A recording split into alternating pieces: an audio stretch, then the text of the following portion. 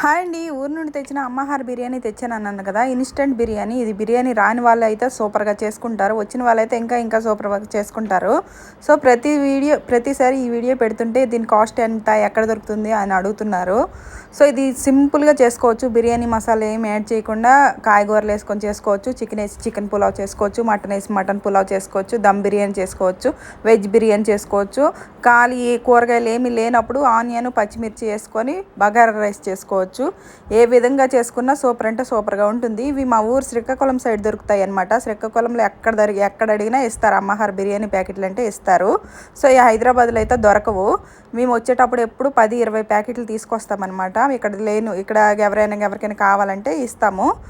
తెలిసిన వాళ్ళకి అడుగుతారు కదా తెలంగాణ వాళ్ళు, వాళ్ళకైతే ఇస్తామన్నమాట. ఈ టేస్ట్ అయితే సూపర్ అంటే సూపర్గా ఉంటుంది. చికెన్ గ్రేవీ వెజిటేబుల్ బిర్యానీ చేసుకుంటే ఇంకా బాగుంటుంది. నేను రొయ్యల కూరతో గ్రేవీ చేశాను, వెజిటేబుల్ బిర్యానీ